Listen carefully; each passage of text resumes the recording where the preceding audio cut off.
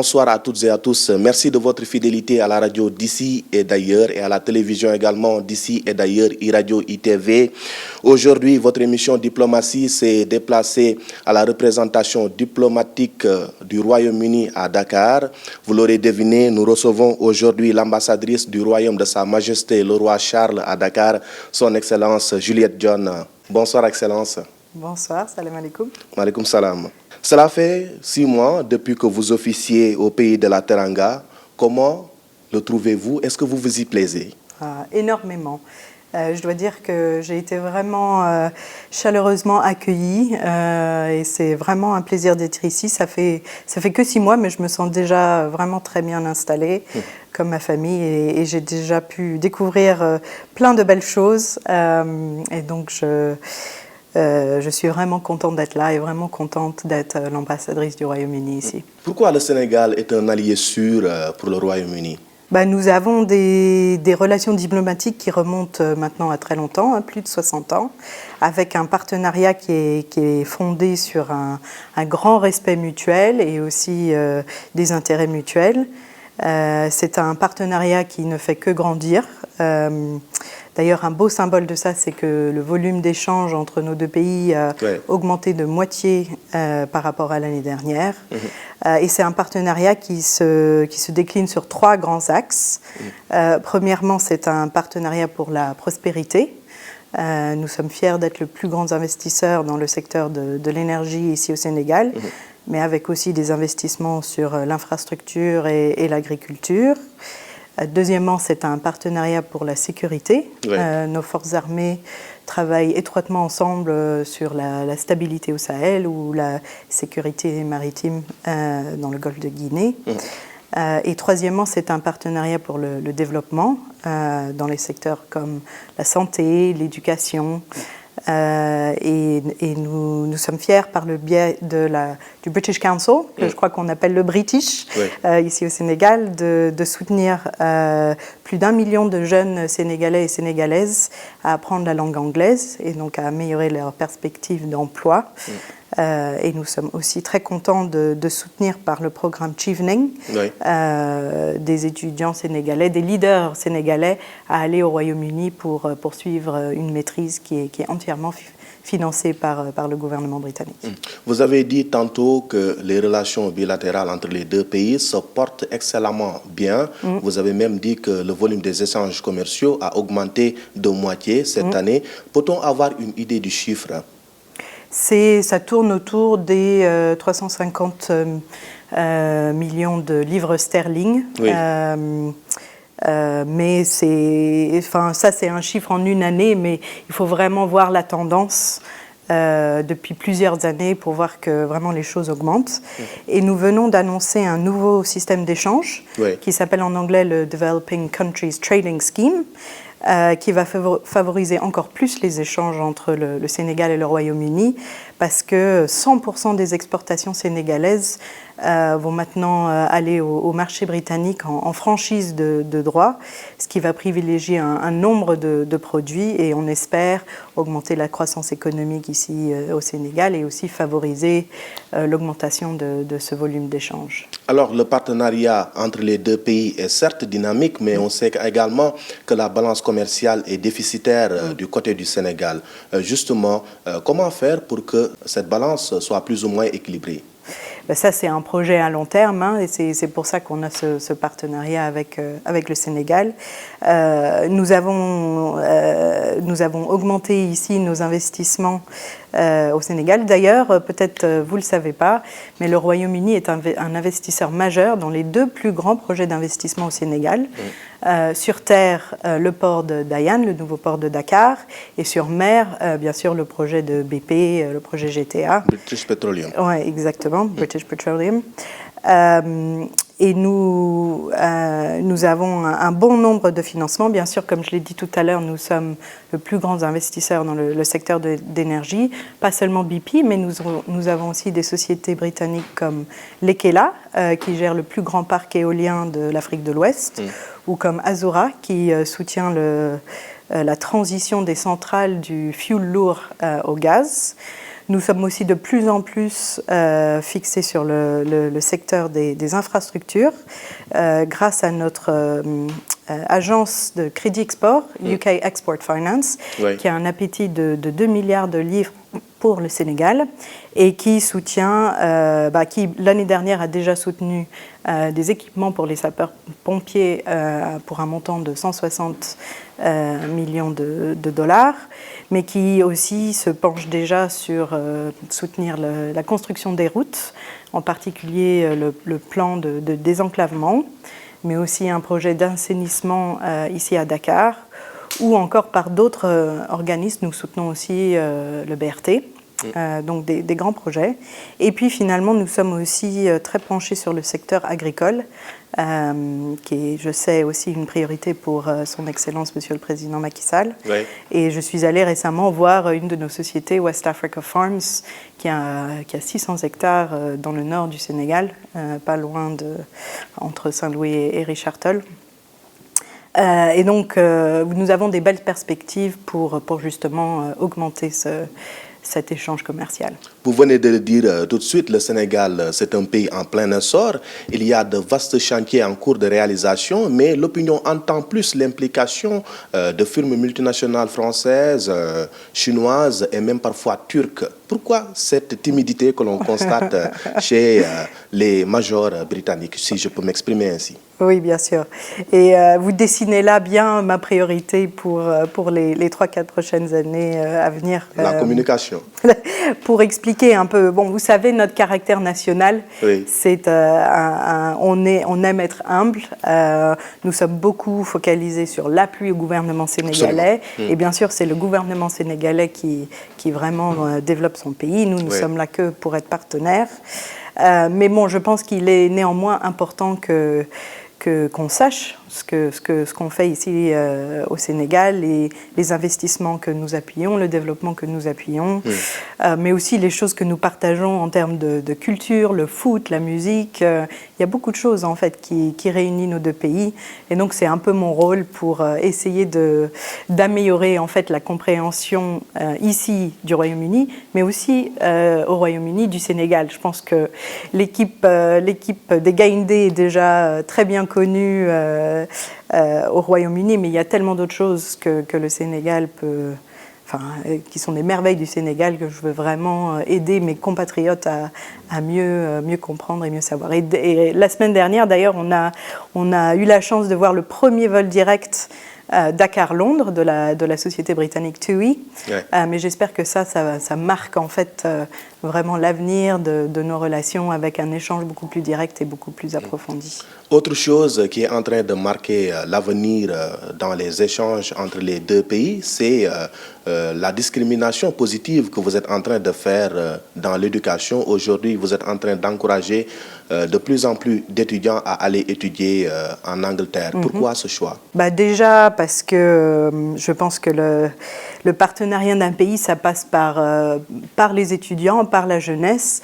Le Sénégal est un pays qui est très jeune, avec une jeunesse qui est vraiment très impressionnante, et donc c'est important de faciliter cet échange. Ouais. Ensuite, nous pensons que nous avons des bonnes universités au Royaume-Uni. Je sais qu'il y a un intérêt de plus en plus grand pour la langue anglaise au Sénégal. Je suis allée visiter récemment l'université de Cheikh Anta Diop, où j'ai été merveilleusement reçue, et on m'a dit que maintenant le département qui était le plus populaire, le plus demandé en fait à l'université, c'est le département d'anglais.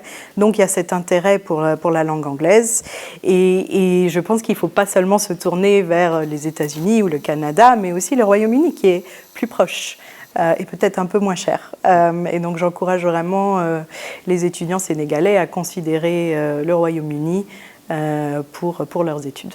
Parlons maintenant énergie. Dans un an, le Sénégal va commencer à exploiter son pétrole et son gaz. Avec cette crise énergétique en cours, on a vu un balai incessant de dirigeants occidentaux. Il y a eu il y a quelques mois de cela, la visite du chancelier allemand Olaf Scholz. Avant lui, son président Frank-Walter Steinmeier. Il y a eu également le secrétaire d'État américain Antony Blinken et récemment également le président polonais Andrzej Duda. Eux tous disent être très intéressés par les hydrocarbures du Sénégal. Et peut-on connaître aujourd'hui quelle est la position du Royaume-Uni par rapport à ces hydrocarbures qui vont être exploités bientôt? Comme vous le savez, comme je l'ai dit, c'est une société britannique, British Petroleum, BP, qui soutient le Sénégal dans cette exploitation. Et nous sommes fiers de ce partenariat. Bien sûr, je comprends tout à fait l'importance du gaz et des hydrocarbures pour le Sénégal, pour justement financer sa croissance économique, son développement, mais aussi augmenter l'électrification du pays, surtout dans les zones rurales. Et donc ça, c'est un choix important. Bien sûr, nous voulons aussi être tournés vers l'avenir, c'est-à-dire les énergies renouvelables.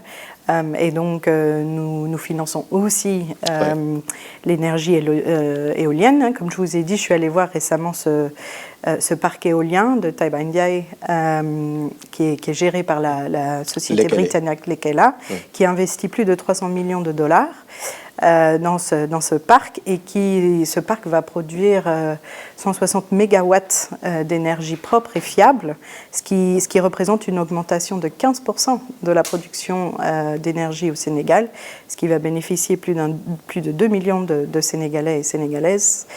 Donc nous sommes très fiers aussi de nous investir et d'être un partenaire dans ces zones-là.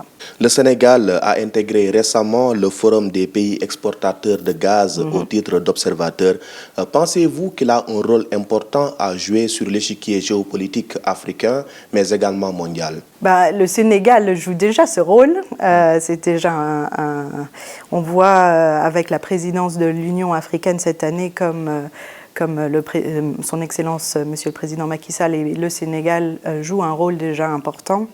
Et nous sommes contents de ce rôle. Après, très important de chaque pays, en fait, de contribuer dans cette association, surtout en vue de la crise énergétique que nous avons en ce moment. Absolument. De maintenir en fait la production des hydrocarbures pour gérer l'inflation. Vous l'avez dit tantôt en début d'introduction, vous avez dit que nos deux armées coopèrent. Peut-on savoir dans quel cadre? Donc nous sommes partenaires en fait pour la paix et la sécurité dans la région. Nous sommes tous les deux, nous contribuons tous les deux à la mission de l'ONU au Mali, MINUSMA, et donc nous sommes partenaires là-dedans. Nous sommes aussi partenaires pour ce qui est de la sécurité maritime. Comme vous le savez, il y a un trafic de drogue qui passe par le golfe de Guinée, et l'année dernière, nous avons co-organisé en fait une conférence des amis du golfe de Guinée du G7. Le golfe de Guinée qui est devenu une sorte de plaque tournante. En quelque sorte, oui. Et nous avons accueilli ensemble un navire britannique, le HMS Trent, un navire militaire, et nos forces se sont exercées ensemble, y compris nos forces spéciales. Cette année, nous sommes contents qu'il y a un bon nombre de soldats sénégalais qui sont allés au Royaume-Uni pour suivre des formations militaires. Et j'ai moi-même rencontré d'ailleurs le colonel Camara, qui a été sélectionné pour le Royal College of Defence Studies, le Collège royal des études de défense, qui est notre formation militaire la plus prestigieuse, et dont d'ailleurs l'admiral Wade, bien sûr le chef de la marine nationale sénégalaise, a lui-même bénéficié de cette formation. Donc nous avons vraiment un partenariat qui est varié. Nous parlons de défense, et bien c'est une belle transition pour passer au deuxième thème de cette émission. Aujourd'hui, subsistent des no man's land dans beaucoup de pays de la sous-région. Aujourd'hui, excepté le Sénégal, la Gambie, les deux Guinées, la Sierra Leone, le Libéria et le Ghana, tous les autres pays aujourd'hui subissent les affres du terrorisme. Le Royaume-Uni, qui compte un contingent au sein de Barkhane et de Takuba, qui sont deux forces aujourd'hui redéployées dans le golfe de Guinée. Vous venez d'en parler tout de suite. Ce redéploiement-là, est-ce qu'il n'affecte pas le travail donc contre les djihadistes sur le terrain?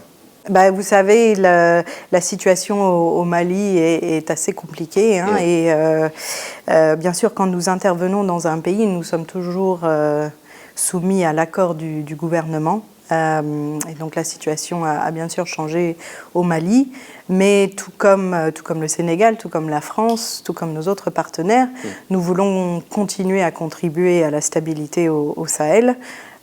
Et donc, nous pensons que de le faire avec l'accord du gouvernement du Niger, c'est comme ça qu'on peut avancer sur cet objectif important. Et vous pensez quoi du départ de la France du Mali ? Ça, c'est une question pour la France, comme je viens de le dire. Mais en tant que partenaire dans la lutte contre le terrorisme? Oui, comme je viens de le dire, tout gouvernement, que ce soit le Royaume-Uni ou la France, ne peut intervenir qu'avec l'accord dans le sein de l'ONU, hein, bien sûr, qu'avec l'accord du gouvernement. Ouais. Et donc, nous sommes désolés que cet accord ne soit plus là pour le Mali, mais nous continuerons à collaborer de près avec la France dans d'autres milieux comme le Niger ou ailleurs.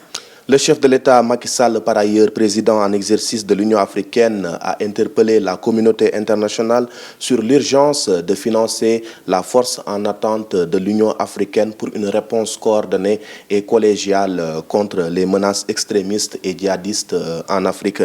Il a tenu ses propos à l'occasion du forum de Dakar sur la paix et la sécurité en Afrique. La Grande-Bretagne est-elle prête à accompagner donc le financement de cette force africaine? Donc nous avons un long partenariat avec l'Union africaine et je dois, à titre personnel, vraiment applaudir les efforts de son Excellence, Monsieur le Président Macky Sall, de vraiment porter la voix de l'Afrique, des Africains au plus haut niveau et de plaidoyer pour plusieurs choses.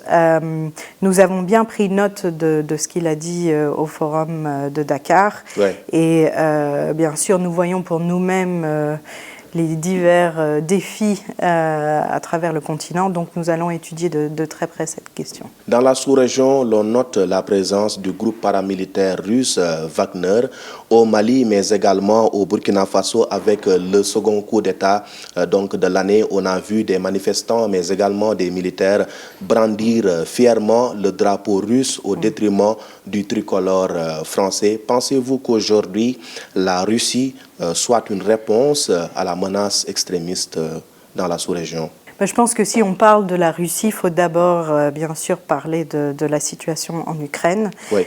Et je veux dire très clairement... Nous y reviendrons. Oui. D'accord. Je veux dire très clairement en début que vraiment nous condamnons cette invasion non provoquée et préméditée de la Russie en Ukraine. Oui. Et en tant que pays libre et démocratique, l'Ukraine a le droit de déterminer son propre destin. Et donc nous continuerons avec nos alliés à condamner cette invasion illégale qui est en violation du droit international et de la Charte des Nations Unies. Après, je pense qu'il faut faire très, très attention à tout groupe paramilitaire et à ses motivations dans un pays. Et pour le reste, c'est vraiment pour le gouvernement du Mali. C'est une question pour le gouvernement du Mali, mais je pense qu'il faut faire très attention. Alors, nous allons parler un peu de la disparition de Sa Majesté la Reine Elisabeth II. Le président de la République, Macky Sall, est venu ici à l'ambassade du Royaume-Uni à Dakar présenter ses condoléances à lui, mais également celles de toute la nation sénégalaise au peuple britannique. Des moments forts, n'est-ce pas? Oui, très forts. Vraiment un incroyable symbole en fait de ce partenariat et j'ai été très touchée et par moi, tout le gouvernement et bien sûr le peuple britannique, très touché de l'attention du président qui est venu très rapidement en fait signer notre livre de condoléances, mais aussi nous faire part de ses vœux personnels. Ouais. Mais je dois dire que j'ai aussi été très touchée de la réponse de tellement de gens au Sénégal qui m'ont écrit sur les médias sociaux, qui m'ont envoyé des lettres, qui m'ont arrêté pour vraiment me donner leurs condoléances.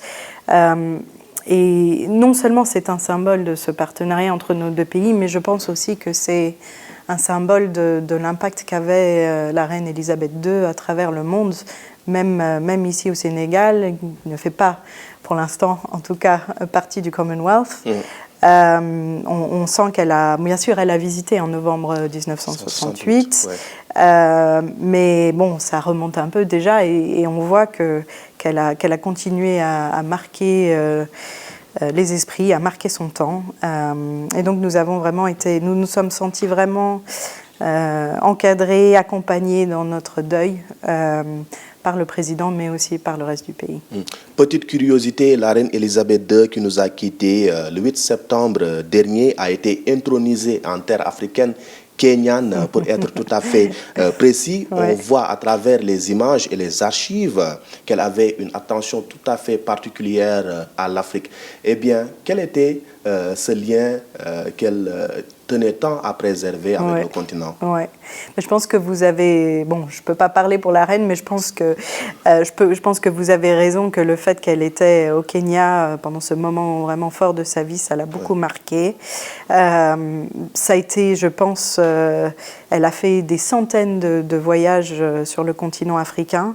Je pense qu'elle a visité plus de pays africains que peut-être beaucoup de dirigeants africains ou même de dirigeants européens grâce à son long règne. Et elle avait une affection et je pense un amour particulier pour le continent. Bien sûr, elle voulait aussi assurer cette transition vers le Commonwealth qu'elle considérait vraiment comme une famille d'intérêts, une famille de valeurs. Et je pense qu'elle s'est beaucoup attelée là-dessus. Bien sûr, on s'attend à ce que le roi Charles III fasse de même. Il lui-même a fait un discours à Kigali cette année pour le sommet des chefs du Commonwealth, qui lui aussi atteste cette affection pour le continent. Très bien, vous m'avez marché sur la langue. Lorsqu'elle s'asseyait sur le trône en 1952, le Commonwealth, qui est l'organisation qui regroupe les ex-colonies britanniques et les pays qui sont sous la coupe de la monarchie, ne comptait que 16 membres. Aujourd'hui, on en dénombre 56.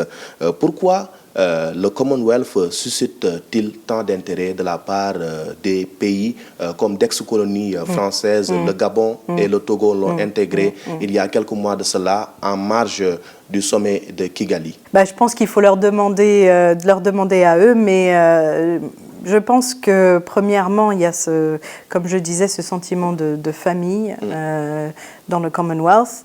Et ce sentiment de famille ne passe pas simplement par la colonisation, qu'elle soit anglaise ou française. Il y a maintenant, c'est une organisation moderne qui a des valeurs modernes. Et je pense que ça soit le Togo ou d'autres, ou le Rwanda avant, ils ont vu dans ces valeurs quelque chose qu'ils recherchaient ou qu'ils comprenaient ou qu'ils voulaient, et que c'est ça qui a suscité leur intérêt.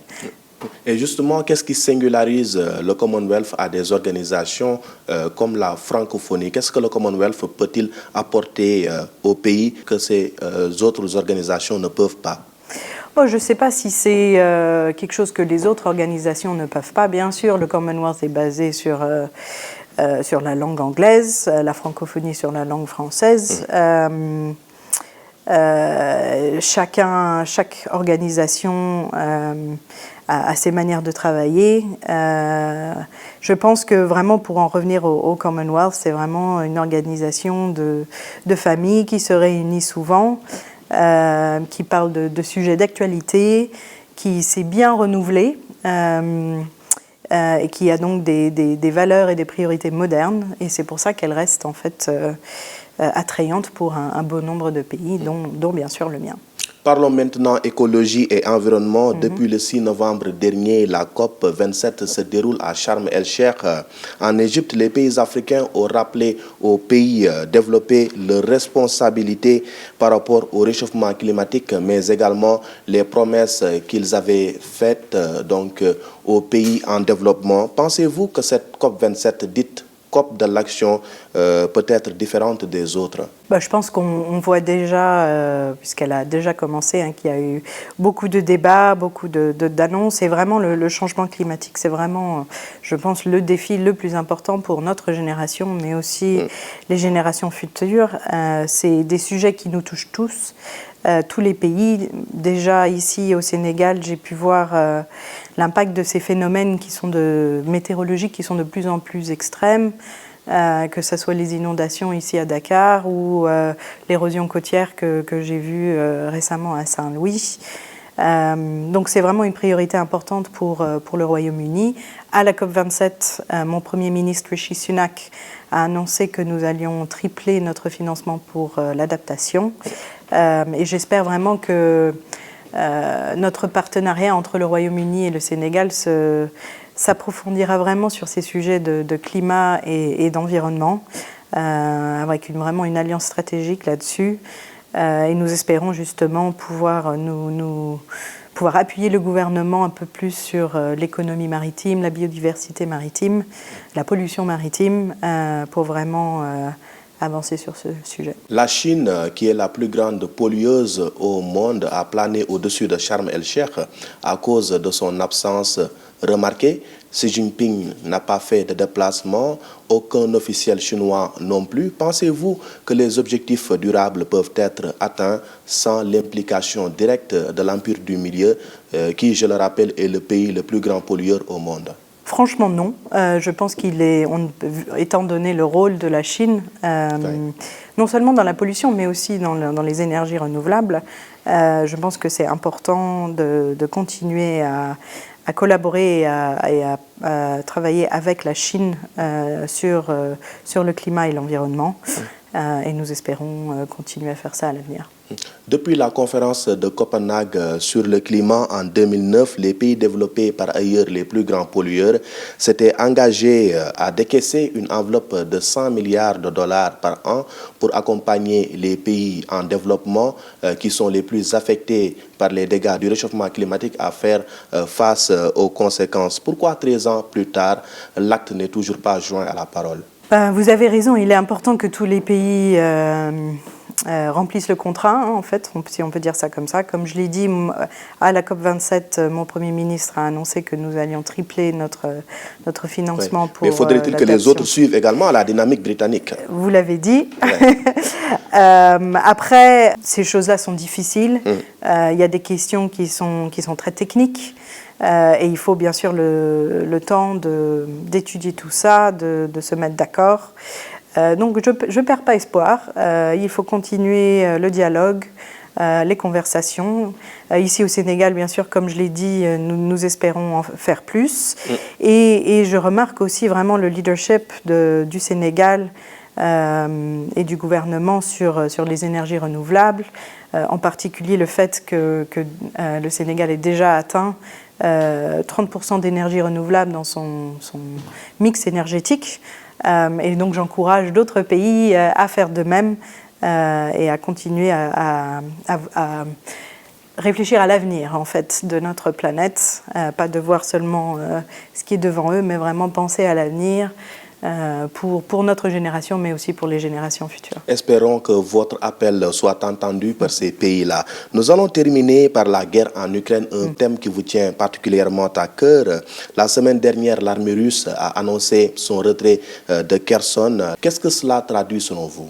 On voit que vraiment la Russie peine à remplir ses objectifs et je pense qu'il faut applaudir vraiment le courage et la persévérance du peuple ukrainien qui se bat aujourd'hui comme tous les jours depuis le 24 février contre cette agression illégale et non provoquée. Et donc nous continuons à assurer l'Ukraine qu'avec nos partenaires internationaux, nous allons continuer à les appuyer pour mettre fin à cette agression, pour repousser cette invasion russe illégale, pour qu'ils puissent reprendre le contrôle de leur destin en tant que pays libre et démocratique. Donc nous resterons très solidaires avec l'Ukraine.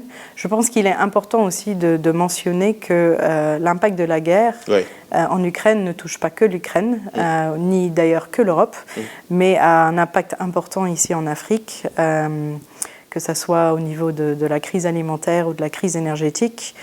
Et dans ce contexte, je salue vraiment les efforts de son Excellence, Monsieur le Président Macky Sall, pour essayer de mettre fin à cette guerre et de faire un plaidoyer justement au nom de l'Afrique pour résoudre cette guerre, mais aussi pour libérer les exportations de céréales et d'engrais. Et donc nous avons joué un rôle dans cette initiative de la mer Noire qui a visé et qui est en cours de libérer ces stocks de graines ukrainiens. Et nous pensons que c'est très important que cette initiative continue.